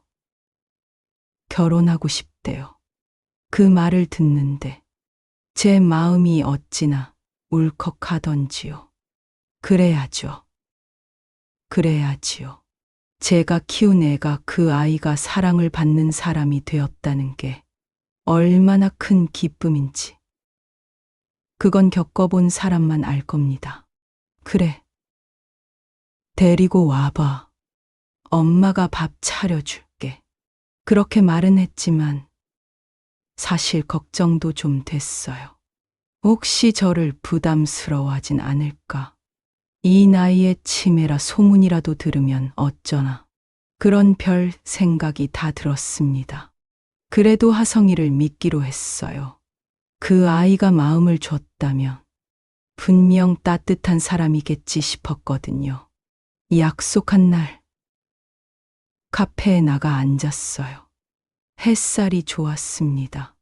창가에 앉은 하성이와 그 아이, 두 사람 참 잘 어울렸습니다. 하성이가 손을 꼭 쥐고 있는데 그 손끝에 깃든 떨림이 제 마음까지 울리더군요.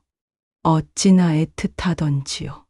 그 아이는 저에게 참 공손했고 제 말에도 잘 웃어주었고 무엇보다 하성이를 바라보는 눈빛이 다정했어요. 그걸로 충분했어요. 하성이가 마음 준 사람이라면 저도 기꺼이 마음 줄 수 있어요. 제가 그렇게 말했을 때 하성이는 눈시울을 붉혔지요. 괜찮다고, 축복한다고 말해주고 싶었습니다.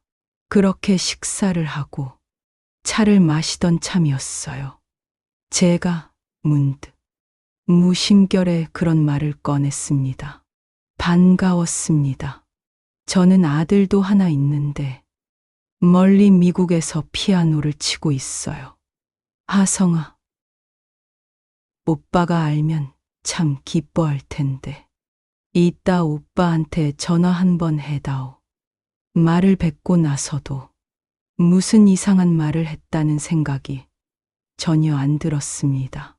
자연스럽게 튀어나온 말이었거든요. 제 안 어딘가에서 오래도록 쌓여있던 기억 같은 것이 순간 피어오른 것 같았습니다. 그런데 하성이 얼굴이 그 말을 듣는 순간 굳어졌어요. 옆에 앉은 친구분도 말없이 하성이를 바라보더라고요. 그 장면이 지금도 어렴풋이 떠오릅니다. 무슨 말을 더 이어갔는지, 그 자리가 어떻게 마무리됐는지는 잘 기억이 안 나요. 다음 날 아침이었어요. 부엌에 나가 앉아 있었는데 하성이가 조용히 다가와 물었죠. 엄마, 어제 기억나요? 그래서 제가 뭐라고 했을까요? 응. 어제 뭐 했더라? 그렇게 물었더니 아이는 그냥 조용히 웃더라고요. 차 마셨어요. 엄마랑 나. 그 웃음이 어쩐지 애틋했어요. 눈물 삼킨 사람의 웃음처럼 보였습니다. 그 순간 제가 무얼 잊었는지, 왜 잊었는지 알 것도 같고 또 모르겠기도 했습니다. 기억이라는 건 참 신기해요.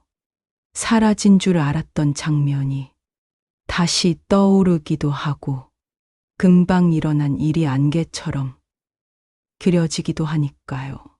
하지만요, 이름 하나만은 꼭 잊지 않으려고 해요. 하윤이, 하성이, 하영이, 이름 3개를 되뇌는 것이 요즘 제 하루 시작입니다. 저는 아직 이 아이들의 엄마이고 싶습니다. 그 말 하나면, 그 기억 하나면 당분간은 괜찮을 것 같습니다.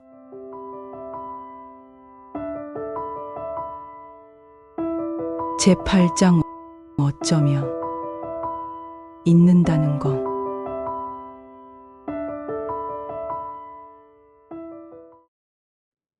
요즘은 눈을 감고 있는 시간이 더 편할 때가 많습니다.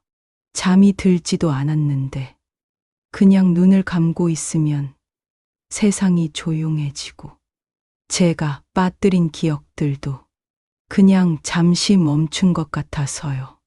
하루는 하윤이가 절 병원에 데려갔습니다. 정기 검진이니까 그냥 받아두자고 했죠. 저는 웃으며 따라갔습니다. 이 나이에 어디 한 군데 안 아픈 사람 있나요? 다 그렇고 그런 거지요. 그런데 의사 선생님 말씀이 생각보다 조금 무겁더라고요. 경도인지장애 초기로 보입니다. 증상이 가볍긴 하지만 반복되면 치매로 진행될 수도 있습니다. 저는 그 말을 들으면서도 그게 꼭 제 얘기 같지 않았습니다. 어디 멀리서 들려오는 남 얘기 같았어요. 그런데 하윤이의 얼굴을 보는 순간, 그 아이의 침묵을 보는 순간, 그게 정말 저한테 일어난 일이라는 걸 알았습니다. 차 안에서 하윤이는 아무 말도 하지 않았습니다. 라디오에서는 잔잔한 음악이 흘렀고 그 음악이 저를 아주 먼 데로 데려가더군요. 젊었을 적 아이들 셋을 업고 안고 살던 그 시절. 그 시절의 제 모습이 창밖 풍경에 접쳐 보였습니다. 벌써 그렇게 된 걸까? 나는 아직도 이 아이들을 다 기억하는데 며칠 뒤엔 하영이가 도면을 들고 와서 말하더군요. 엄마, 이게 엄마 방이에요. 햇살이 잘 들어오는 창이 있고요. 엄마가 좋아하는 커피잔을 둘 수 있는 선반도 있어요. 저는 그걸 받아 들고 한참을 바라봤습니다. 벽 한쪽에 화분이 놓여 있고 침대 옆에 의자가 하나 있더군요. 그 자리에 제가 앉아 있는 걸 상상해 봤습니다. 그리고 문득 가슴이 저릿하게 시렸습니다. 엄마를 위한 집이에요. 하영이가 그렇게 말했을 때 저는 알았습니다. 이 아이들은 알고 있었던 거예요. 제가 점점 어두워지고 있다는 거요. 제가 점점 사라지고 있다는 거요. 그래서 그 아이들이 저를 위해 공간을 만들어주고 있었던 거예요. 기억을 놓쳐 괜찮은 공간, 햇빛과 바람이 대신 저를 기억해줄 그런지. 며칠 전이었습니다. 하성이가 조용히 제 방 문을 열고 들어왔어요. 손에 조그만 도넛 봉투를 들고 말이지요. 그 아이는 꼭 무슨 말을 할 때면 늘 제일 좋아하는 딸기잼 도넛을 사오곤 했습니다. 그런 세심함이 참 고맙고 또 짠했습니다. 엄마, 저 잠깐 얘기 좀 해요. 저는 물을 데우며 의자에 마주 앉았고 하성이는 한참 손가락으로 봉투 입구를 만지작거리다가 이야기를 꺼냈어요. 엄마, 나 요즘 엄마가 혼자 계시는 시간 생각하면 일에 집중이 잘 안 돼요. 저는 조용히 아이를 바라봤습니다. 그 눈빛 속엔 무거운 결심 같은 게 담겨 있었어요. 그래서 미용실 정규 스케줄은 다 정리했어요. 이제는 프리랜서로 일주일에 하루 이틀만 나가요. 그 외 시간은 전부 엄마 옆에 있으려고요. 저는 아무 말도 하지 못했습니다. 입을 열자니 목이 뜨거워져서요. 하성이는 제 손을 가만히 잡고 이어 말했어요. 제가 태어나서 지금까지 엄마 손에, 엄마 품에서 살아왔는데, 이젠 제가 엄마 옆에 있을 차례예요. 그게 제가 제일 잘할 수 있는 일이니까요. 그 말이 어찌나 따뜻하고도 아프던지요. 그 아이 손등을 쓰다듬으며 속으로 수십 번을 되뇌었어요. 그래. 내가 참 고맙다. 이렇게까지 날 안아줘서 참말로 고맙다. 하루는 하윤이가 제 방으로 들어왔습니다. 아무 말 없이 제 옆에 앉더니 제 손을 잡고 이렇게 묻더군요. 엄마, 혹시 요즘 자꾸 뭔가 헷갈리거나 기억이 안 나는 일이 있어요? 저는 조용히 웃었습니다. 요즘은 꿈을 자주 꿔요. 너희 아빠가 자꾸 꿈에 나와요. 가끔은 그 사람이 아직 살아있는 것처럼 느껴져요. 그 말을 하면서도 저는 알았습니다. 이건 그냥 꿈이 아니라 내 안에서 무언가가 자꾸 뒤섞이고 있다는 걸. 그래도 저는 이 이름 세 개는 놓치고 싶지 않아요. 하윤이, 하성이, 하영이. 이름을 되뇌다 보면 내가 누구였는지, 왜 살아왔는지 조금은 다시 떠오르거든요. 기억이 흐려져도 그 아이들의 손은 여전히 따뜻하니까요. 잊는다는 건 분명히 두려운 일이지만 그 두려움보다 더 큰 건 이 아이들의 사랑입니다. 그래서 저는 오늘도 다짐합니다. 기억이 조금씩 저를 떠나도 엄마라는 이 이름만은 끝까지 붙들고 가겠다고요. 그게 제 마지막 기억이 되어도 괜찮다고요.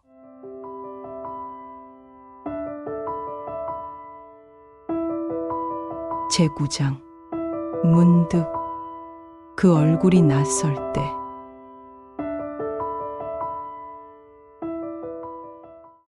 이사를 했습니다. 그 아이들이 지어준 집으로요. 햇살이 참 많이 들어오는 집입니다. 거실 창이 크고 부엌은 작고 아담하며 침실 옆 창으로는 아침마다 참새 소리가 들려옵니다. 엄마, 이 집 어때요? 하영이가 물었을 때 저는 한참을 둘러보다가 대답했어요.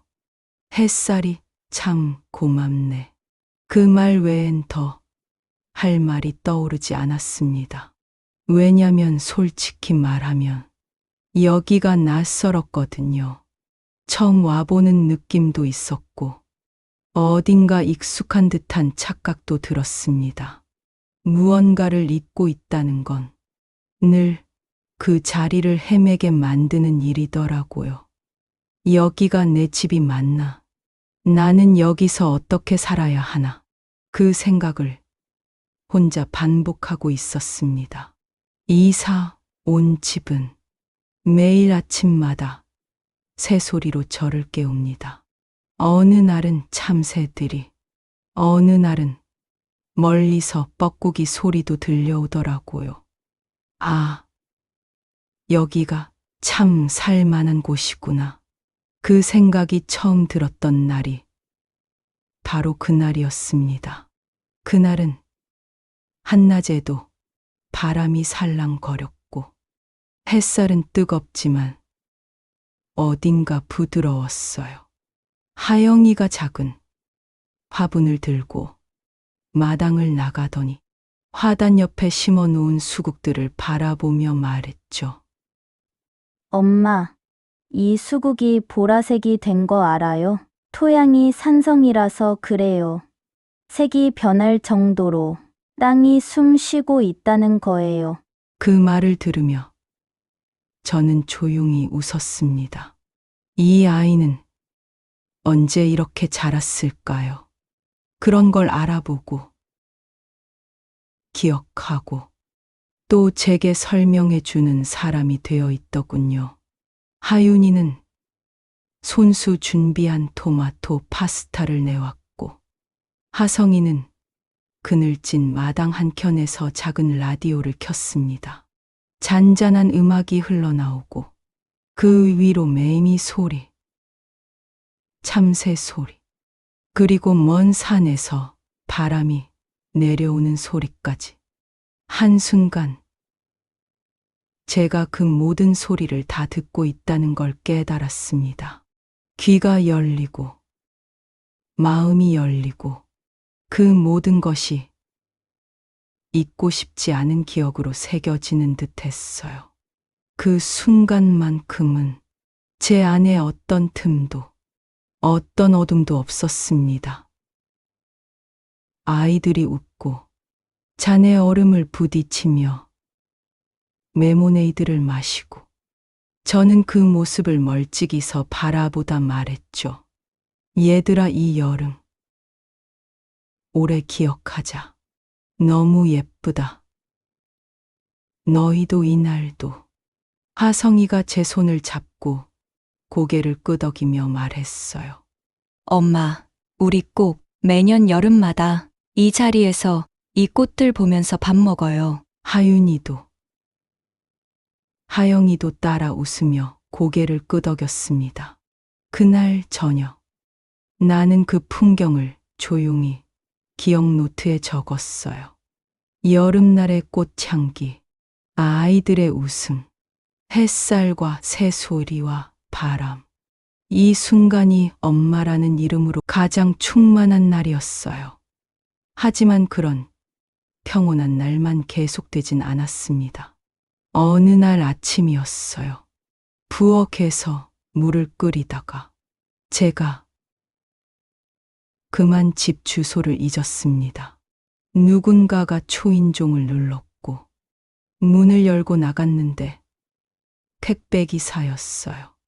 수취인 확인 좀 하겠습니다라고 말했는데 제 입에서 우리 집 주소가 나오지 않더군요. 그게 여기 아마도 말끝을 흐리는 제 모습을 기사님이 조금 안쓰럽게 보셨던 것 같아요. 그 사람이 떠난 뒤 제가 한참 동안 현관 앞에 서 있었습니다. 벽에 부딪히 아주 선명하게 제 마음을 찌르는 감정이 있었어요. 이제 나는 내가 사는 곳의 이름도 외워두지 못하는 사람이 되었구나. 그날 저녁, 하성이가 집에 들어왔습니다. 제가 말도 없이 앉아 있었더니 무슨 일이 있었냐고 묻더군요. 그래서 저는 조용히 말했어요. 오늘 우리 집 주소가 생각이 안 났어. 너무 놀라서. 나 혼자 한참을 울었단다. 하성이는 아무 말 없이 제 손을 잡고 제 앞에 무릎을 꿇었습니다. 엄마, 괜찮아요. 앞으로는 주소 같은 건 안 외우셔도 돼요. 제가 항상 여기에 있을 테니까. 그 말이 너무 따뜻해서, 너무 미안해서 그날은 말 대신 울음이 먼저 나왔습니다. 다음 날부터 식탁 위에 작은 공책이 하나 놓이기 시작했습니다. 하윤이가 마련한 거였지요. 엄마의 기억록. 거기엔 날짜가 적혀 있고 그날 먹은 반찬, 같이 본 영화 제목, 산책한 길 이름 같은 것들이 손글씨로 정리되어 있었습니다. 엄마, 이거 매일 같이 써요. 그리고 이 노트는 잊어버려도 괜찮아요. 우리가 써놓을 테니까. 아이들이 매일 돌아가며 노트를 쓰고 있었습니다. 저는 그걸 보면서 웃기도 했고, 때로는 아무 이유 없이 눈물이 났습니다. 하루는 그런 날이었어요. 노트를 넘기다 문득 한 장에 이런 문장이 적혀 있었어요. 오늘 엄마가 내 이름을 3번 불러주셨어요. 이 이름 부를 때마다 내가 다시 태어난 기분이었어요. 그건 하성이의 글씨였어요. 그 순간 저는 제가 단 한 번도 이 아이들을 낳지 않았다는 사실이 그리 중요하지 않다는 걸 다시금 알았습니다. 며칠 뒤엔 아주 슬픈 일이 하나 있었어요. 밤중에 갑자기 잠이 깼는데 머릿속이 온통 뒤엉킨 상태였어요. 방 안이 낯설고 주방으로 가는 길이 기억나지 않아서 손으로 벽을 더듬으며 나왔습니다. 거실 불이 꺼져 있었는데 그 어둠 속에 누가 앉아 있었어요. 저는 하성인 줄도 모르고 소리쳤습니다. 누구세요? 여기 왜 들어왔어요? 그 순간 하성이가 너무 놀란 얼굴로 엄마 나야, 하성이야. 하고 대답했는데 저는 그 말에도 금방 믿지 못했습니다. 마치 낯선 사람을 보는 듯 가슴이 두근두근 뛰고 눈물이 차올랐습니다. 그 아이는 저를 꼭 안아줬습니다. 괜찮아요. 엄마, 지금은 헷갈릴 수도 있어요. 기억 안 나도 상관없어요. 내가 엄마 기억해 드릴게요. 그 품 안에서 저는 말없이 울었습니다. 그 아이가 울고 있었는지, 제가 울고 있었는지 잘 모르겠더라고요. 그냥 둘 다 소리 없이 부서지고 있었습니다. 기억이 빠져나간 자리엔 아무것도 남지 않는 줄 알았는데 그게 아니더라고요. 빈 공간엔 사랑이 남습니다. 아이들이 남겨준 따뜻한 말, 차려준 밥상, 불 꺼진 거실에 앉아준 그 온기. 그게 다 제 이름이 사라져가는 대신 그 자리를 채워주는 것들이었습니다. 지금도 가끔 거울을 봅니다. 그 속에 비친 얼굴이 어떤 날은 익숙하고 어떤 날은 낯설지만 그 얼굴이 비출 때마다 작게 중얼거려 봅니다. 나는 엄마입니다. 이 아이들의 엄마입니다. 그 말 하나만으로 오늘 하루를 살아낼 수 있습니다.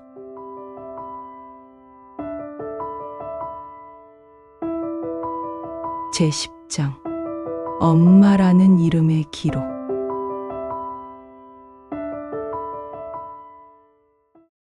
요즘은 하루하루가 조금 다르게 느껴집니다. 아침이 밝아와도 제가 어제 무엇을 했는지 선명히 떠오르지 않고 누가 방문을 열어도 그 얼굴이 낯설게 느껴지는 날이 많습니다. 그럴 때면 제 손에는 항상 그 공책이 쥐어져 있습니다. 엄마의 기억 노트라 불리는 이 노트는 제가 만든 건 아니지만 저를 지탱해주는 유일한 끈입니다. 글씨체로 그 아이들이 누구인지 문장 끝의 말투로 그날의 온도를 느끼고 무엇보다도 그 안에 적힌 엄마라는 단어 덕분에 오늘도 저는 제가 누구인지 잊지 않습니다. 어느 날 창가에 앉아 낮게 깔린 햇살을 보고 있었습니다.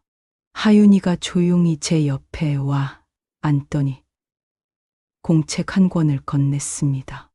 표지는 딱딱한 가죽으로 쌓여 있었고 속지는 모두 손으로 정성껏 쓴 글이었어요.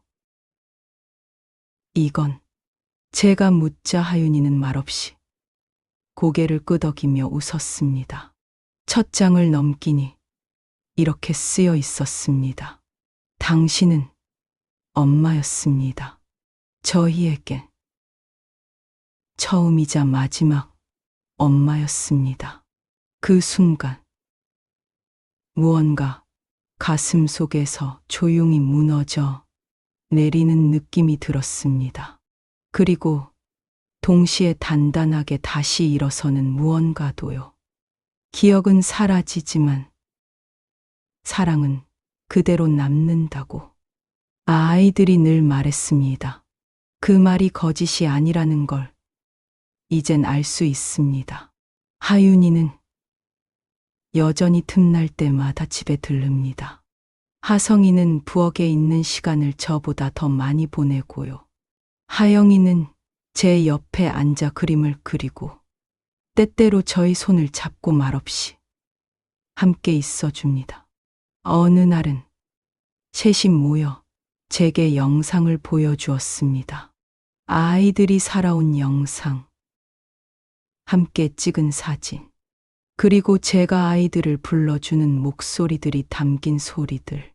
영상 속에서 제가 젊은 목소리로 말하더군요.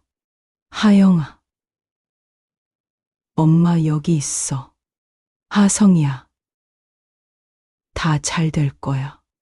하윤아, 내가 있어서 엄마는 참 든든하다. 저는 제 목소리에 놀라고 아이들은 그런 저를 보며 눈을 감았습니다. 그 아이들은 저를 잊지 않게 하기 위해 온갖 방법을 다 쓰고 있었습니다. 그리고 저는 이제 압니다. 비록 기억은 나지 않더라도 그 아이들 얼굴을 보면 가슴 어딘가에서 따뜻한 것이 올라온다는 거요. 가끔 혼잣말을 하게 됩니다. 나는 누구였지? 여긴 어디였더라? 그러다 아이들이 손을 잡아주면 저도 모르게 말합니다. 아, 우리 애들이구나. 그 말이 입 밖으로 나오는 것만으로도 저는 살아있다고 느낍니다. 그 아이들은 저의 모든 기억이 사라져도 끝끝내 엄마라고 불러줄 사람들입니다. 언젠가 이 노트의 마지막 장이 채워질 날이 오겠지요. 그땐 제 마음속 어떤 말도 남기지 못할지도 모릅니다. 하지만 저는 믿습니다. 이 아이들은 제가 남긴 기억 노트를 평생 간직해 줄 거라고. 그리고 누군가 물으면 이렇게 말해 주겠지요. 우리를 낳지는 않았지만 끝까지 엄마였던 사람입니다. 그 말 한마디면 저는 충분합니다. 기억은 그려져도 엄마라는 이름으로 살았던 날들, 그것만으로도 제 인생은 다정했습니다. 감사했습니다. 사랑했습니다. 그리고 여전히 사랑하고 있습니다. 그리고 그날이 왔습니다. 햇살이 부드럽게 방 안에 스며들던 이른 아침이었습니다. 하영이의 붓소리가 멀리서 들려오고 하성이가 끓이는 된장국 냄새가 은은하게 퍼졌고 하윤이의 발소리가 거실을 지나 제 방 문 앞에 멈춰 섰을 무렵 작은 강아지 내리가 제 방문 앞에서 킁킁거리다 갑자기 낯설 만큼 크게 짖기 시작했습니다. 그날은 유난히 날카롭 절박한 울음이었습니다. 거실에 있던 하영이가 가장 먼저 눈치를 챘고 뒤이어 하성이, 하윤이도 다급하게 제 방으로 달려왔습니다. 문을 열자 방 안엔 아침 햇살이 고요히 깔려 있었고 그 한가운데 저는 눈을 감고 누워 있었습니다. 숨결은 없었고 손끝은 고요했으며 입가엔 아주 작은 미소가 남아 있었습니다.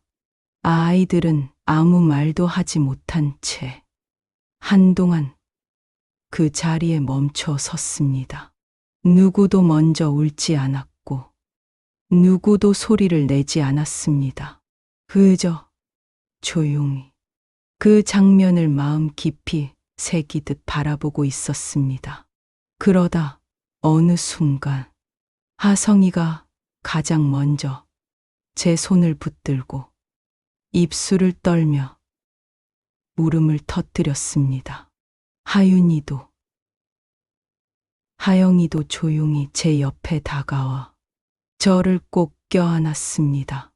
새 아이의 품 안에 저는 고요히 잠들어 있었고 작은 메리는 그 곁에서 꼬리를 내린 채 나지막이 울고 있었습니다.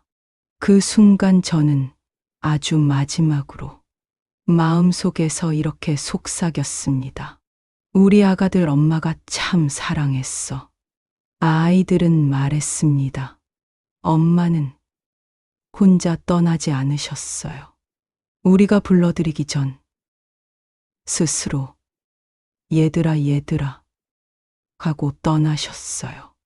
그리고 그날 하윤이는 제 기억 노트 마지막 장에 다시 이렇게 적었습니다.